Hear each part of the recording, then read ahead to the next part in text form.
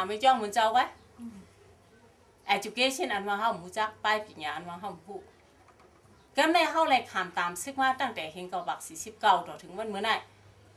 ซึกถ้าไปได้ประทามาเมืองเฮาซึกมานซึกแขเพิกซึกเจ้าคือซึกไตซึกกะลองซึกว่าลาหูอาคาอีกก็มูเสริมหัวเมืองใต้ละลายมีหมอกเช้าชุ่มเลยเขาทำเลี้ยงเขาล่ะซึกเจ้าไหนเขาต้องมาเฮ็ดนากินเอาเขาบ้านของเขามาย้อนกินเฮาใต้เฮาในผือลืมและเฮียนเงือน่ะมีนามากลุ่มนึงซึกก็ทำพานแทงอันเงือเลยอันพานในมันอ่อนเฮาดีดิโมคราซีในเฮามันเป็นอะไรก็เพิ่นนั้นเนี่ยคู่คาดว่าดิโมคราซีในมันดีได้มันจะดีแคบตีนคดีป้าในแคบนะลูกเขาว่าเมื่อตื้อชอมหน้าจ่องไรเมืองเฮาในตึกเป็นเมืองเฮ็ดหน้าเพิ่นเอาแคบตีนคดีป้าเมื่อแจกเข้าเพิ่นเมื่อไหร่ในมันไล่คัดการเมืองนั่งคือว่าเฮาเดไล่ตื้อแคบตีนคดีป้านั่นเฮาเดไล่สื่อตั้งเฮาแคบให้ก่อนเฮากวนเฮามีตั้งหูสิก่อนเฮากวนเฮามีน้ำกัดสิก่อนอาเตจ้างแม่ระยะบาจังเทียมาหนังมันตีนี่ได้พูดอ๋อจ้ะอาเตจ้าแม่ระยะประตูเทปียมามันตีนี่ได้พูดโซ่แค่ไหนได้โอ้น้องไม่ชินนี่ได้พูดดีดิโมคราซีดูโรปยาตันเลยไหมก็เพื่อนนั้นเนี่ยคู่คัดมาเฮียงล่ะก้นวันนอกเข้าในกว่าพวกกว่านักถือในย่างกูมีตังสูเสื้อไหนมันอยู่นอกวันนอกเต้ๆสุดเดียมพวกกว่าในป่าข้าป่าเยอะมีมเจอเพราะเนี่ยก้นเท่าในกว่าเป็นควายลงกว่าเจ้าเนี่ยเพราะมีควายในกูมาจ้อมน่ะก็ตั้งหลังในเอาไม่ยาวๆกาดที่ไหนน่ะอย่าไปคือต้นข้าน่ะเป็นควายตั้งลงกว่าเพราะว่าคนเมืองใต้เขาตึกเมืองนั้นอยู่แหละเข้าเดียวจะมองปรีสีมาปันให้นะเข้าดีกาเป้เปิด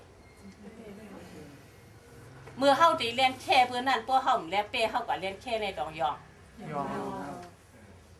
ผู้เข้าตีสู้หมูเข้ากับเล่นแค่เพื่อนเนี่ยล่ะเอาคือไว้เพื่อเพราะเขาใครเล่นแค่เพื่อนเนี่ยล่ะเข้าตีเลยพึกคือเข้าเรียนพายก่อนก็ยุ่มยาเมื่อไต้หักไต้แน่มาปาตีตุ้มปาตีปืนตีมาลาเรือปาตีปืนเท้ายินเขาตีมาแหมพวกไต้เท่าในตอดปะเนื้อแน่จุ่มซื้อผือกว่าจุ่มซื้อไล่ว่ะมันหูการเมืองเลยมันตอดจัดมันเป็นปาตีใต้เท่าเลยเท่าตอดปะเนื้อในดองใจเจ้านั้นหูการเมืองเลยมันตอดเท่าตอดปันมากเธอใครมาเท่าตอดปันใต้ว่านำจะหักใต้เหรอน่ะใต้มีกูก็พูดพูดดองจะเท่าหูการเมืองมันเป็นปาตีใต้เลยเท่าตอดเจ้าในก้นกับชวนจุ่มกว่าว่าเมื่อเป็นปาตีใต้น่ะอย่าไปเฉาบันเพื่อเฉาบันใต้ก็ไอ้ใต้เนี่ยมันดีมันหายเท่ากับหูแน่น่ะดิโมคราซีใต้ลองดีกว่าเรื่องก็ในเขากับเพียงนั้นลูกโตก็ใจแล้วอาชีพทางอุดเป็นช่างก็มาทุนับมันหูอันมันหูในปืนอับเพียงนั้นลูกโตก็ใจในปืนเพบ้าเจ้ามันก็กางเงานอนให้ก็มาก็ในป้อมาเพียวเฮาเลยมาลงอ่ะเมื่อเฮากว่าอยู่นั้นลูกโตเฮาดำลาดล่ะว่าเบื่อเฮากว่าหูเรื่องมันเฮาก็กางเงานอนให้มาก็ป้าเจ็ดมันป่องช่างว่าเฮาหูอาชีพทางอุดแปลกแล้วปุ๊กแล้วอันแล้วว่าเฮากว่าหูเปืนเลือกแล้วเขาก็ขึ้นกะก็เฮียงเปืนเลือกหลักก็ไปตูเต้นใต้เลือกเขาก็มุกใต้เจ้าก็กว่าแล้วก็กว่านั่งไปว่าจ้องก้อยหาดิโมคราซีเขาผู้สุดที่มาล้ำผู้บอกเลยน้องเป็นนั่นแท้น้องจ้าแท้น้องจ้าชื่อตอนเป็นปาร์ตี้ใต้ใช่ไหมที่อย่างแรงตอนน่ะก็เพิ่งเป็นปาร์ตี้ใต้ไอ้นั่นดีคืออีนั่นดีมุข้าพ้องได้อยู่เดียมยันปูไก่ให้โตเต้ล่างเคยกว่าตอดมันมาเนี่ยมันย้ำหวยบอกเรื่องล่างเคยหันล่างเคยผูกอย่างมันกว่ามันดีกับลาดปะน่ะน่าเอาน่ะดิโมคราซีก็สุดท้ายอันนี้ตาลาของดิโมคราซีในแท้ดิโมคราซีเกี่ยวกับก้อยกาก้นเฮาหลุเลยกัดแขนกว่าเพียวนั้นลูกต่อเปิดส่งเฮากว่าในตาดังเงานอนจ้าตากาจ้าเปิดจ้าตากากินข้าวรีพักหวานเปิดจ้าตากาเอาเงินเดือนเปิดจ้าโลกว่าลาดปันตาใต้เฮาเอิ้นว่าจ่องตูแต้นั่นสู่เรื่องนั้นมันหูหือในถามด้วยก่อนในอ่ะก้นมึงห้ำได้เลยมีน้ำกาทูว่าไอ้ในดอกมันแขนอีช้างอีในดอกมันหูอีช้างในก่อนอย่าเป็นก้นหยองอาณาถ้าเป็นตัวแต้เอาในก็หยองอาณาถ้าในกวางแล้วหลวงกะละแถงบัดขึ้นโกนกาพวกบ้านกะละแถงมันนังอ่ะป้อนท่านในกวายแทงย้อนปืนนั่นแหละเดี๋ยวมือป้วนมา16 ปีค่ะเขาคาเป็นก้นชานคัดเรื่องดิโมคราซีเนี่ยชานคัดย้อนช่างน่ะเข้าไปตูตัน ว่าเอาปืนเข้ามาหาเฮงปีในเข้าขึงค่ำนี่น่ะขับตามหนูมาเข้ามาหายปะปืนเขาวานเมืองแผ่นนี้เท่าจี้กว่าทั้งเราก็เป็นใต้เชิงเหรอแต่น่ะเข้าเป็นทางหนองชูหือกระเดชิเสแต่ที่ตาตามซาเนี่ยเดี๋ยวบอกว่าอูแมวไปบันเอาหมวยเอาแคมนะกะตี80เข้าเลยเรื่องเลยตัวเร็วเข้าเลยย้อนกินเนอะเพราะในหนังเข้าเดี๋ยวเป็นขึ้นลูกชัดเทลงนั้นเข้าเดี๋ยวเลยให้ดูล่ะเข้าเลยปึ๊กหาน้ำกัดใส่ตูเข้าก่อนนะแต่ก็เร็วมันจะเดี๋ยวเลยสอนได้ใต้เข้าก่อนเมืองหนึ่งลูกแน่กวนคืนหนึ่งคือเมืองลูกไหนกวนผาไหนกวนมีไหนอันใดน้ำกวนผู้แลกวนหัวอันใดน้ำนั่นใต้ช้ำแค่น้ำเหเปิดอันผู้แลอันทานป้อสู่ใครเฮ็ดผู้อันผู้ใต้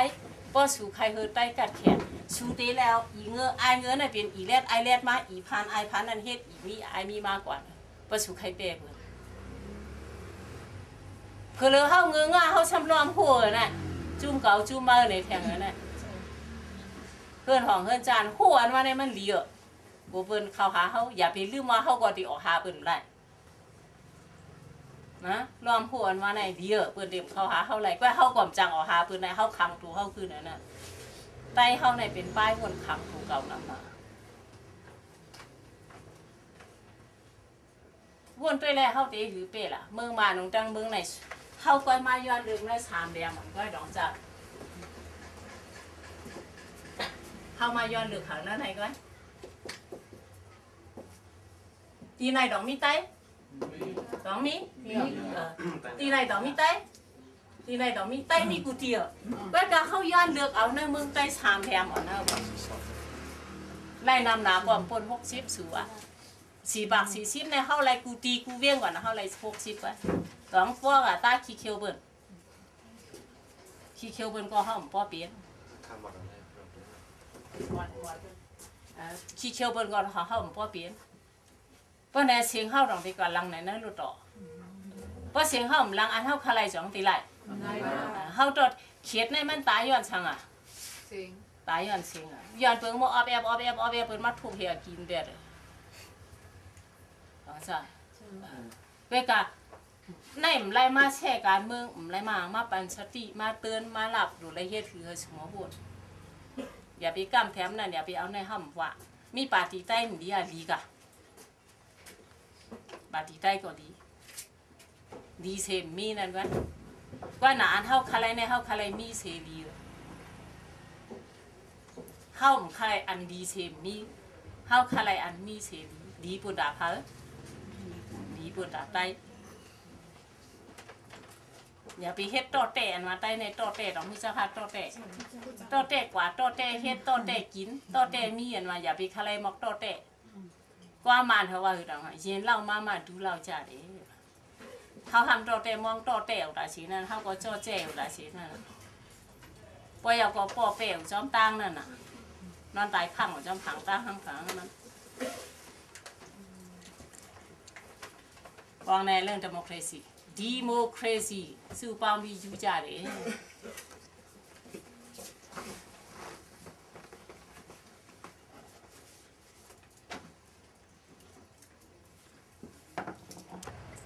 เดี๋ยวมีน้ำกัดตั้งแขนหลังจากว่าเฮามีน้ำกัดตั้งแขนเฮาหัดหารเพิ่นช่วยสังเฮาเฮ็ดนะเพราะเฮามีน้ำกัดตั้งแขนเนี่ยบอกว่าเฮามีแรงตัวเก่าเพราะเฮามีแรงตัวเก่าเฮาก็เลยถือว่าแรงเปิ้นนี่คือขึ้นอันเฮาเลยก่อยมาย้อนนั่นนะเฮาติเลยมีน้ำกัดตั้งแขนเมื่อแล้วเพราะว่าไตเฮาเนี่ยมันเหมือนถือไว้ดอกหู้แน่ผู้ก็หนูตาก็โมขี้ก็เฮเป็นมาในผู้ลูกมาไล่บางปอกเพื่อเราผู้หนูตาช้ำโมขี้ก็ช้ำเฮเนี่ยลูกก็มาไล่ทำใครแฮมเพื่อนเนี่ยดองดิเป้ดองดิเป้เพราะนั้นเตได้เฮ็ดอยู่ล่ะเตระยะย่อกาเนื้อตูเจ้าเก่าก่อนคือเจ้าเก่าอย่าไปขี้เฮผู้หนูก็หาแรงมาตาโมก็ผู้หนูกันวางอีหังล่ะเข้าหมดความเพื่อเพิ่นเฮาอย่าชาเนี่ยมีเนี่ยการมีชิดเด้เนี่ยก็สุดแท้คนหักจากตาหมดรับตาหักจากไปมื้อไกคู่ว่าน่ะเป็นปาฏิใจเฮาตรวจปานนึงทำฮู้ว่าดีอยู่มีก็เพิ่นน่ะเพิ่นเฮามีอาการแน่เพิ่นเฮาตาเฮาก็หมดหูเฮาก็หนุขี้เฮาก็เหี่ยวมันนี่คู่กันมาดองสู้คู่เนี่ยอันตายผักเลยน่ะเพิ่นเฮามันนี่คู่ได้ ลูกมันไรน่ะถ้ามาใครแถมเพื่อเถอะเมื่อมากันในรวยก็ตามมือถูกกันบ้างในดอกไม่ได้มาหาเขา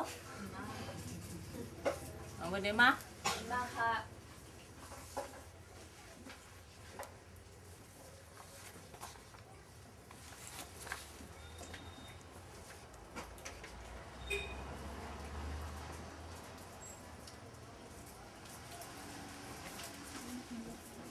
เขาคือล็อกปืนใต้ว่าอันไหนในอาปันเขาจะไหน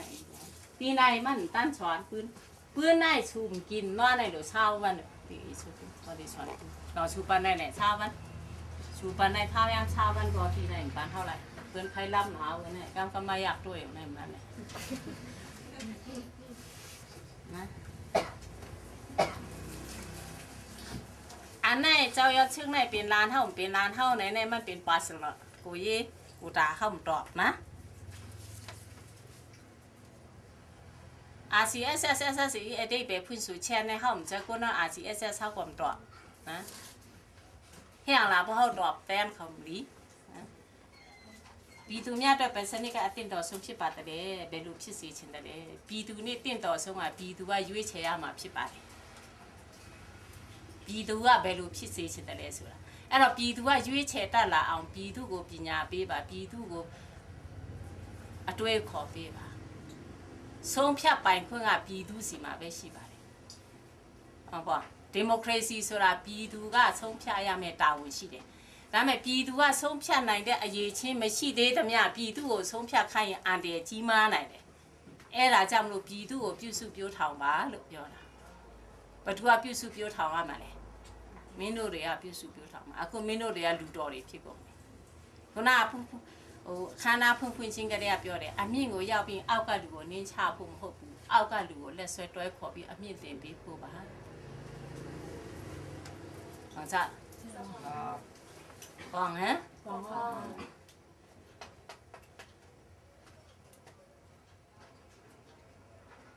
SSA နဲ့လည်းဆိုတဲ့ဟို Southern Shan State Army Shan State Army RCSS Restoration Council of the Shan State ရှမ်းပြည်ပြန်လည်တည်ဆောက်ရေးကောင်စီ